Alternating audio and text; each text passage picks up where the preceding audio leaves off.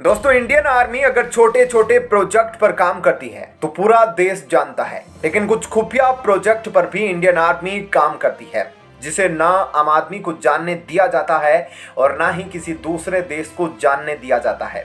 आज भारत की आर्मी के अंदर ही अंदर क्या कुछ चल रहा है यह जानकर दुनिया का गला सूख जाएगा। दोस्तों, आप भी हैरान रह जाएंगे। अब आपको बताते हैं कि किस प्रोजेक्ट पर इंडियन आर्मी काम कर रही थी, जो खुफिया प्रोजेक्ट था, लेकिन अब यह खुफिया नहीं रह गया बल्कि उजागर हो गया। इसलिए आप जरूर दिलचस्पी के साथ देखिएगा यह वीडियो। दोस्तों, भारत सरकार हमेशा से ही भारत के न्यूक्लियर वेपन्स को मॉडर्नाइज करने के लिए कोशिश करती है और भारत के न्यूक्लियर ट्रायल को जल्द से जल्द ऑपरेशनल करना चाहती है। भारत की न्यूक्लियर स्ट्रेटजी को हमेशा से ही पाकिस्तान को ध्यान में रखते हुए बनाया जाता है, लेकिन केवल दुनिया को यह दिखाकर कि हम सिर्फ पाकिस्तान पर फोकस करके अपनी न्यूक्लियर स्ट्रेटजी बनाते हैं। भारत पर्दे के पीछे कोई और खेल खेल रहा था। दोस्तों, बिल्कुल ऐसा ही हो रहा था। पाकिस्तान एक न्यूक्लियर पावर कंट्री जरूर है, लेकिन अब पाकिस्तान आर्मी उतनी स्ट्रांग नहीं। पाकिस्तान कई परेशानियों से जूझ रहा है। इंडियन मिलिट्री की पोजीशन पाकिस्तान से बेहद ऊपर है और विश्व को यह गलतफहमी है कि भारत को तो बस पाकिस्तान से बचाव करने से मतलब है। इसलिए भारत किसी और देश से बचाव करने या न्यूक्लियर पावर को उसके अकॉर्डिंग बहुत ज़्यादा बढ़ाने में ज़्यादा ध्यान नहीं देता होगा। दोस्तों, भारत ने बस इतना ही किया कि विश्व को इस गलतफहमी में रहने दिया और अंदर ही अंदर अपनी न्यूक्लियर स्ट्रेटजी बना ली। दोस्तों, फेडरेशन ऑफ अमेरिकन साइंटिस्ट ने अपनी एक रिपोर्ट में यह खुलासा कर दिया है कि ट्रेडिशनली भारत की जो न्यूक्लियर स्ट्रेटजी पाकिस्तान पर फोकस करती थी, अब वह चाइना पर ज़्यादा फोकस करने में लगी है। यानी टारगेट चाइना है और भारत अब अपना पूरा फोकस चाइना पर रखता है और उसी के अकॉर्डिंग अपनी नई न्यूक्लियर स्ट्रेटजी बना रहा है। और भारत ने अब अपनी मिलिट्री और न्यूक्लियर पावर को अपग्रेड करना शुरू कर दिया है, क्योंकि भारत को अब चाइना एक बड़ा थ्रेट नजर आ रहा है। दोस्तों, भारत ने शुरुआत से ही अपनी स्ट्रेटजी को कभी शेयर नहीं किया और ना ही अपने व्यापम डेवलपमेंट के बारे में किसी दूसरे देश से जानकारी साझा की, लेकिन अंदर ही अंदर भारत अपनी स्ट्रेटजी को बदल चुका था। भारत 4 नए वेपन सिस्टम को डेवलप कर रहा था, जो देश के existing nuclear aircraft, line based delivery system और सबमरीन लॉन्च सिस्टम को या तो कॉम्प्लीमेंट करेगा या फिर उन्हें रिप्लेस कर देगा, जिससे इंडिया का न्यूक्लियर ट्रायड पूरी तरह से कंप्लीट हो जाएगा। दोस्तों, न्यूक्लियर ट्रायड का मतलब होता है ऐसी मिलिट्री फोर्स स्ट्रक्चर जिससे देश जमीन से, समुद्र और आसमान से, यानी कि हर जगह से न्यूक्लियर वॉरहेड के बल पर खुद को प्रोटेक्ट कर सके और वेपन्स को लॉन्च कर सके। वह देश मानो अपना न्यूक्लियर ट्रायड कंप्लीट कर चुका है।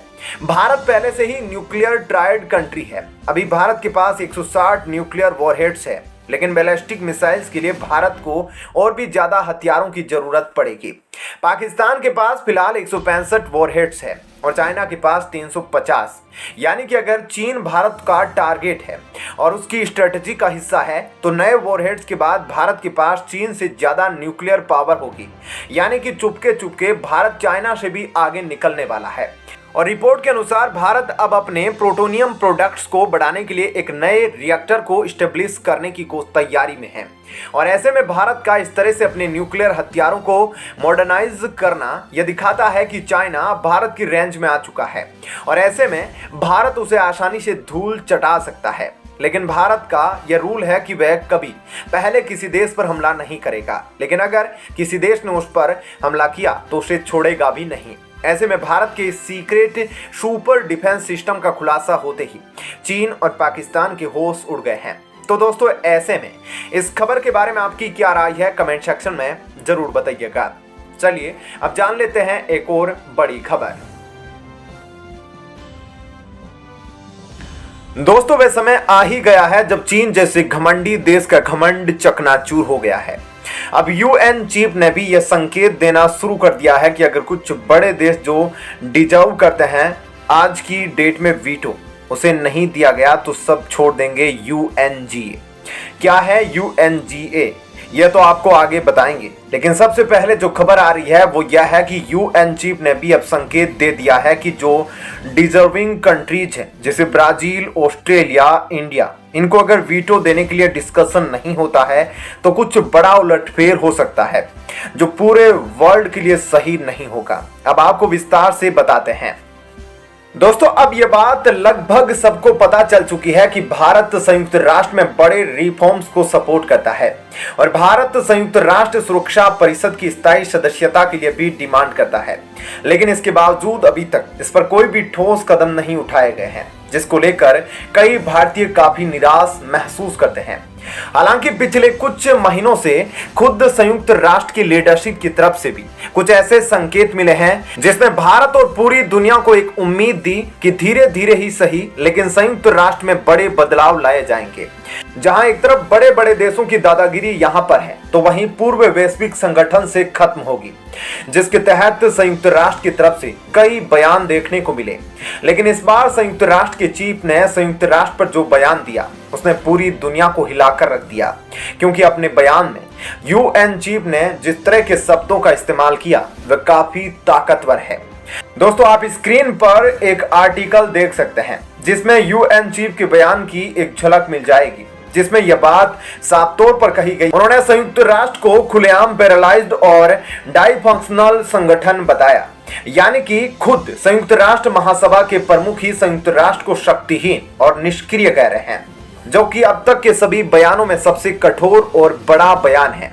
ऐसे में आप अंदाजा लगा सकते हैं कि खुद संगठन के चीफ अपने खुद के संगठन को शक्तिहीन और निष्क्रिय जैसे शब्दों का इस्तेमाल करके बुलाए तो आप वहां पर अंदरूनी हालात कैसे होंगे इसके बारे में अवगत हो सकते हैं। साथ ही यह बात किसी से छिपी नहीं है कि आज अमेरिका, फ्रांस, रूस, ब्रिटेन और चीन जैसे स्थायी सदस्य देश अपनी संयुक्त राष्ट्र में स्थायी सदस्यता का गलत इस्तेमाल करते हैं और महत्वपूर्ण वैश्विक मुद्दों पर भी परेशानी ला सकते हैं।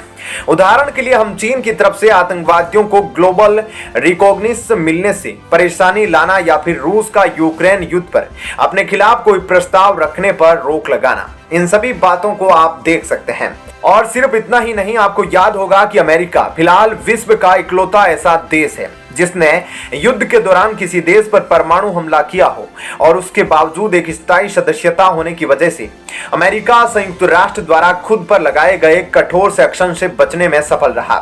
यानी कि जब भी यह बात कही जाती है कि यूएनएससी की स्थायी सदस्यता का गलत इस्तेमाल होता है तब कोई भी बात बड़ा चढ़ा के नहीं होती। ऐसे में अब ना सिर्फ भारत और कई अलग अलग छोटे देश बल्कि खुद संयुक्त राष्ट्र की लीडरशिप भी इससे परेशान हो चुकी है और अब बहुत ही जल्द इसके खिलाफ बड़ी बगावत शुरू होने वाली है, जिसके बाद पूरी दुनिया या तो एक रिफॉर्म्ड यूएन को देखेगी या फिर यूएन जैसा ही कोई संगठन नहीं बचेगा, क्योंकि अब काफी समय से भारत और बाकी देश यूएनएससी में अपनी स्थायी सदस्यता के लिए न सिर्फ अपनी आवाज उठा चुके हैं बल्कि उस फैसले के लिए काफी समय से इंतजार कर रहे हैं।